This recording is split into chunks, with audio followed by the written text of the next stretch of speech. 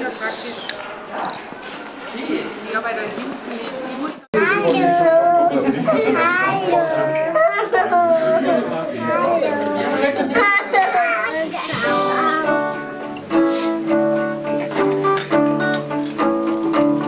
Wir bauen ein Haus, ein schönes Haus. Strahlt ein Stern herein, strahlen wir raus. Nachts der Mond lacht vor Glück, tags die Sonne, wir lachen zurück. Nah am Fluss, nah den Bäumen, schönes Haus, bring uns zum Träumen. Geh wo schön, schön zu dem, wo ich wohne, geh wo schön. Geh wo schön, schön zu dem, wo ich wohne, geh wo schön. Wir bauen ein Haus, avantgardistisch, pluralistisch und sehr optimistisch. Sich zu achten, zu verwöhnen, sich zu streiten und bald versöhnen. Große Szenen, kleine Dramen, schönes Haus, bring uns zusammen. Geh wo schön, schön zu dem, wo ich wohne, geh wo schön. Geh wo schön, schön zu dem, wo ich wohne, geh wo schön. Wir bauen ein Haus, drin zu wohnen, und den Rasen muss man nicht schonen. Boccia spielen, Eltern schwatzen, und dazwischen laufen die Scherzen. Zeit zu nehmen, Zeit zu geben, schönes Haus umgeben von Leben. Geh wo schön, schön zu dem, wo ich wohne, geh wo schön. Geh wo schön, schön zu dem, wo ich wohne, geh wo schön. Super.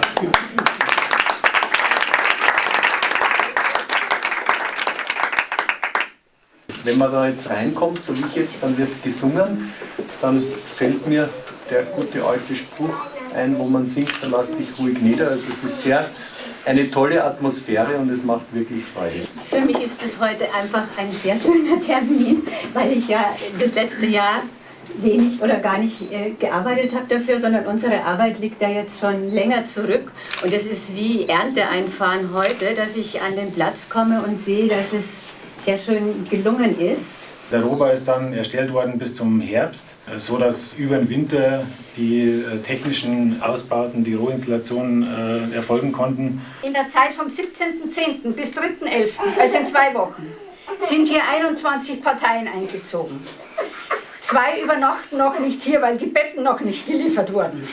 Das ist aber schon das einzige Handicap in dem Bereich. Und ich finde es großartig, dass so ein Stück Dorf in unsere Stadt einzieht wieder.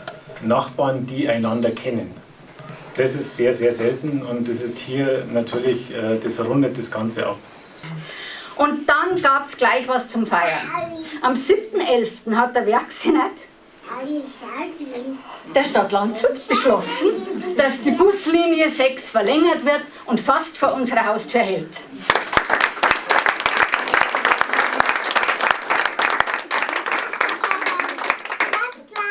Das ist auch schon gefallen, dass das termingerecht fertig geworden ist, das Haus, und dass der Kostenrahmen eingehalten wurde. Also ich bin stolz, hier Teil des Teams, die das umgesetzt haben, zu sein. So wünsche ich der Gemeinschaft hier viel Freude in dem neuen Haus, in dem neuen Zuhause und viel Leben auch hier im Gemeinschaftsraum. Danke.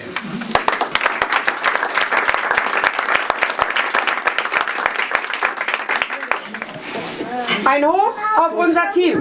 Hoch! Hoch! Hoch! Hoch! Ja, vom Kaffee da. Ja, genau. Trotzdem schreibe ich jetzt einmal angekommen, wenn ich das noch schreiben kann.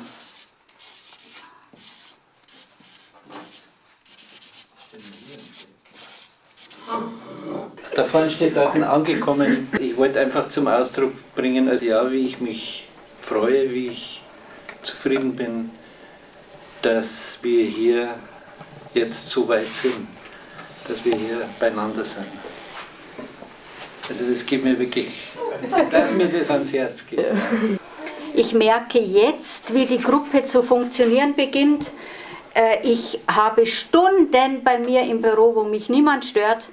Das finde ich fantastisch. Damit habe ich für die erste Zeit wirklich nicht gerechnet. Die Gruppe wird funktionieren, da bin ich ganz zuversichtlich. Ich fühle mich hier sehr wohl, weil ich immer so unerwartete Hilfe bekomme. Ich gehe raus und überlege mir, wer könnte mir helfen beim, da war es darum, den Schrank zusammenzubauen. Dann kommt gerade der Rainer daher, dann wurde er verpflichtet, gleich ganz schnell. Und das war also echt super und Nicola hat dann auch gleich noch mitgeholfen. Ich habe mich sehr gut eingelebt und mir gefällt es und ich freue mich auf die Gemeinschaft. Die Wohnung ist soweit das meiste fertig und Kleinigkeiten fehlen da und Kleinigkeiten fehlen da, aber die werden noch länger fehlen und das wächst und gedeiht. Und ich freue mich auf unser Miteinander und ich hoffe, dass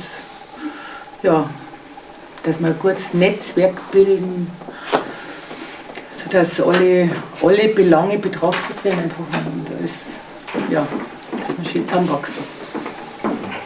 Also nicht selten um 6 oder noch früher aufstehen und dann gleich irgendwas werkeln bis 8 Uhr abends. Macht überwiegend Spaß, manchmal geht es auch an die Grenze. Ich bin gleichzeitig auch so, ich sag, so ein bisschen high, also richtig euphorisch. Und ich denke mal, das muss jetzt irgendwann mal aufhören, aber es hört nicht auf. Bei uns passt einfach so viel, es gefällt uns, wie wir jetzt wohnen, die Wohnung, es entwickelt sich. Die Gemeinschaft, das ist super. Dann ist zwischendrin die Mutti und der Peter vorbeigekommen, die waren dann noch beim Abendessen da. Dann, Maria ist dann auch dazu gekommen, die sind zu zweit gekommen. Und dann haben von drüben der Jens und die Sabine, die haben das gesehen, weil man ja alles sieht, gell? Dann haben die rübergekommen, ja, kommt auch noch rüber. Und die Christine war dabei, genau. Ich habe Abendessen gekriegt. Ja, richtig. Auf einmal war der Tisch bei uns voll und das war tolles, so, das ist klasse, ja. Das war einfach klasse. Ja, also mir geht's saugut hier. Die Kinder, die fühlen sich hier wesentlich wohler. Es ist ganz anders, sei es, weil sie eigentlich eigene schöne Zimmer haben, weil sie eigentlich in ihrem eigenen Zimmer schlafen können, weil ich ja auch morgens aufstehen kann ohne Kopfschmerzen. Die Gemeinschaft, wenn du mal mitkriegst, die Kinder fragen, wann gehen wir wieder zur Hanni, wann treffen wir Maria wieder oder möchten raus, möchten die Leute singen. Das ist einfach was die auch vorher nicht kannten. Ja, ich finde es halt schön, dass man endlich auch eine Wohngemeinschaft hat mit Leuten, die man auch wirklich gern hat irgendwie und nicht bloß einfach irgendjemand, der ist wieder jemand hingezogen und es ist halt irgendwie eine Gemeinschaft und das ist ein schönes Gefühl, irgendwie wie endlich zu Hause angekommen zu sein und ja, fühlt sich gut an bis jetzt, ja.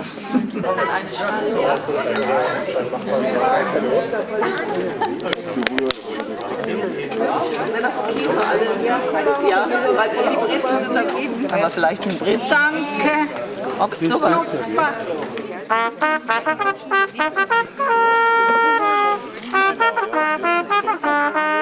So dunkel jetzt.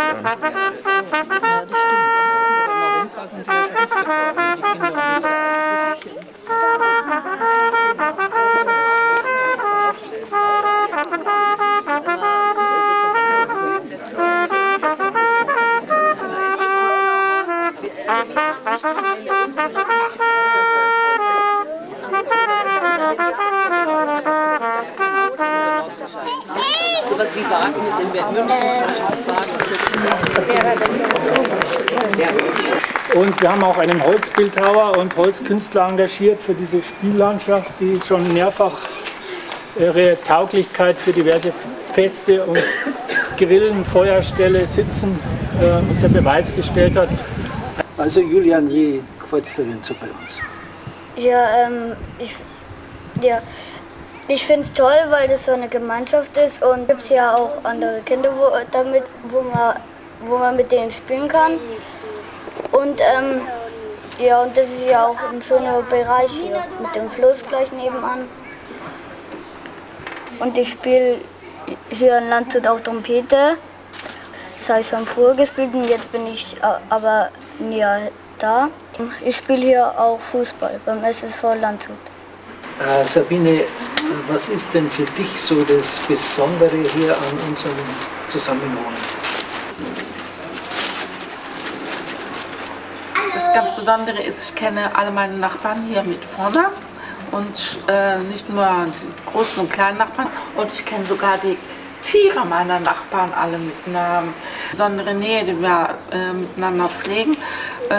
Das wir relativ freundschaftlich miteinander umgehen können und immer jemand da ist, jemand ansprechen kann oder wenn ich was brauche oder Hilfe brauche oder einfach nur mal einen Kaffee trinken möchte. Bin Neubaier und das stand eigentlich gar nicht auf meinem Lebensplan, aber hat sich über meine Frau ergeben und die hat es hier so gut getroffen und ich habe jetzt den Vorteil, dass ich daran partizipieren kann. Orangensaft.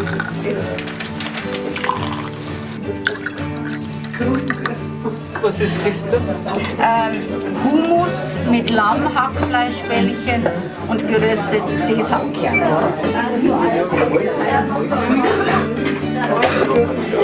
Geburtstagskinder dürfen sich vorstellen.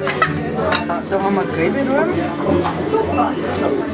Chutney, das ist also Spinat-Eiertorte.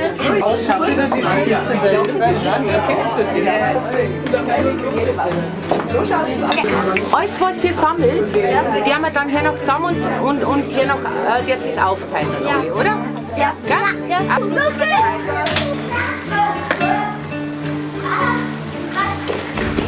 Hinten da Osterhaus auf. Willst du ein paar? Guck mal, du kriegst das da.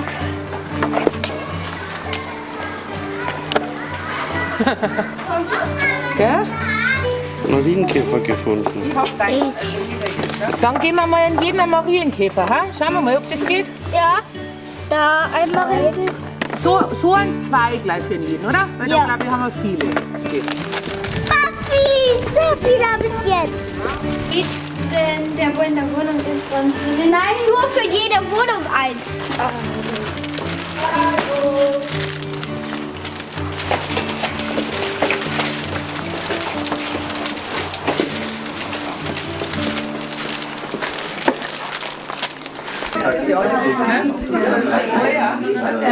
Also dieses Eck da hinten, das kleine, ist zu machen. Dann hier Die ganze Länge. Ja. und dann hier vom Haus Nord, diese Rinne da. Die Grube. Die steinige. Das rosa. Das rosa. Ja. Ja. Was ist Unkraut und was nicht. Da drin haben wir mal ein paar Beispielsunkräuter ausgehängt, da im Vorraum. Das einzig Schwierige ist ein bisschen die Quecke zu unterscheiden von gepflanzten Gräsern. Runtergehen und ihr seht dann schon, wenn ihr dann Teil so viereckiges in die Höhe hebt. Das ist ein gepflanzter, das war falsch, wieder rein. Ja, es ist ganz einfach. Quecken haben Wurzeln. Und die Quecken haben einfach viele Wurzeln unten, ja.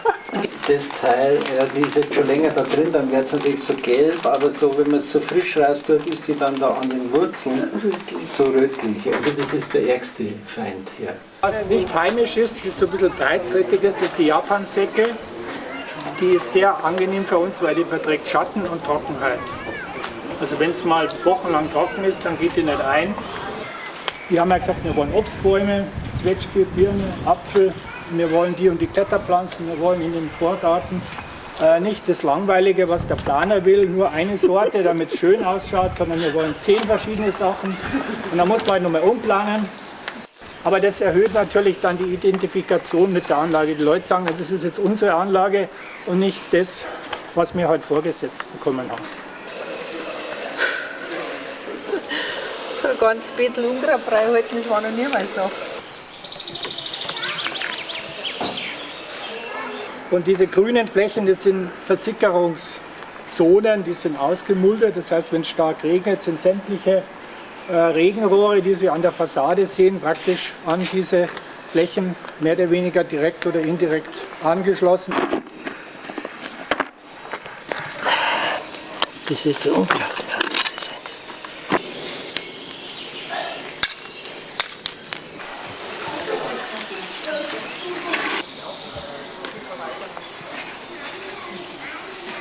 Also mein Name ist Maria Bruckbauer, ich bin hier Bewohnerin.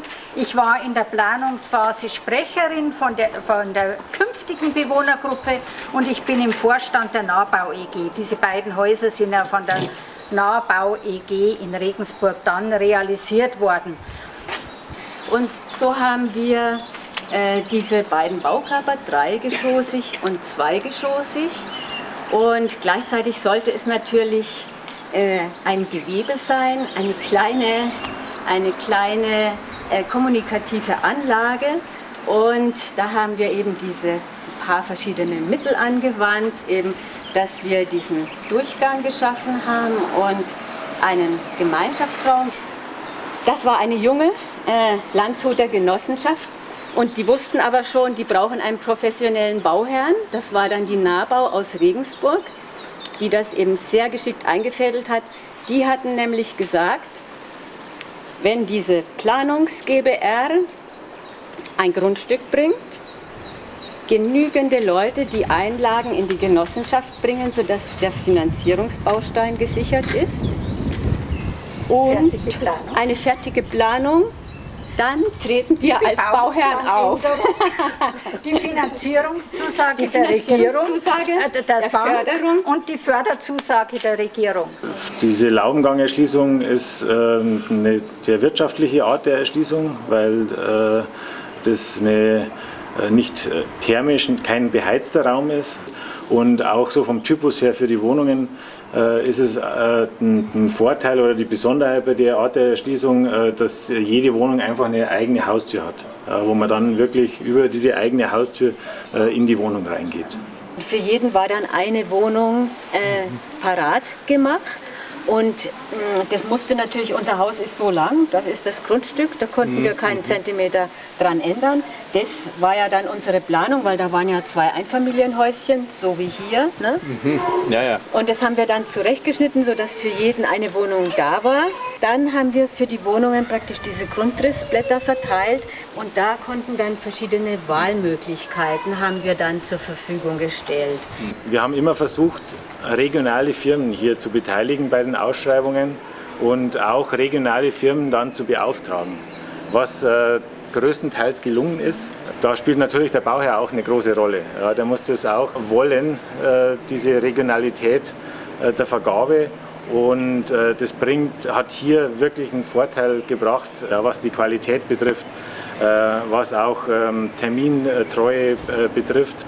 Einfach, viele Dinge werden einfacher. Die Firmen haben keine 2 Stunden Anfahrt auf die Baustelle, sondern einfach nur der 15 Minuten. Und eine geförderte Wohnung muss der Barrierefreidienst entsprechen. Das ist die Auflage des bayerischen Staates und das ist auch wirklich ein ganz wichtiger Hebel im Wohnungsbau. Und deswegen haben wir zum Beispiel alle Wannen, die eingebaut sind, da ist drunter ein Bodenablauf. Und der Boden ist durchgefließt, die Wand ist durchgefließt und man könnte in einer Eintagesaktion, kann man diese Wanne rausnehmen.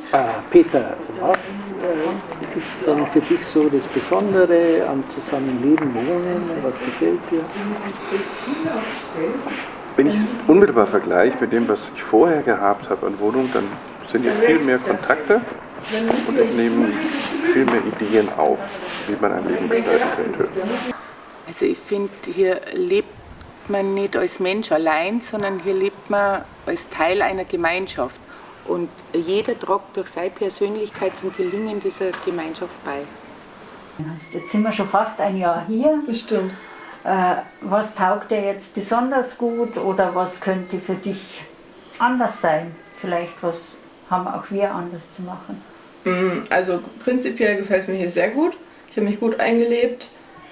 Komme auch, ja, wie ich finde, wunderbar im Haushalt zurecht, so trotz meiner Sehbehinderung und ja, so körperlichen Defizite. Und deine Eltern?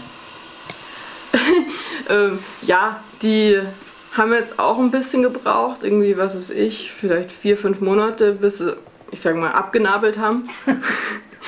Ganz abgenabelt sind sie ja nie, aber so, dass sie mich auch loslassen konnten. Da haben wir den Kinofilm Blind Date mit dem Leben angeschaut und da haben wir mit der App Kreta, das ist so mit Audio Description, das angeschaut. Das ist eine App, die wo Bilderklärung über die Kopfhörer halt uns sagt und wo wir dann hier im Gemeinschaftsraum über die Leinwand hier anschauen können. Ja, bin schon gespannt, wie das ankommt. Die Verantwortlichen, die wollten das einfach, ja. Denen ist die Geduld nicht ausgegangen. Also es hat dann alles passt. Die Termite sprach bedächtig, nur in der Gemeinschaft sind wir mächtig. Geh wo schön, schön zu gehen, wo ich wohne, geh wo schön, schön zu gehen, wo ich wohne, geh wo schön. Wir bauen ein Haus, es wird ein Gedicht, alle Strophen kennt man noch nicht. 100 Zimmer, 100 Türen, um gemeinsam ein Leben zu führen. Platz genug, viel mehr als viel, schönes Haus, bald sind wir am Ziel. Geh wo schön, schön zu gehen.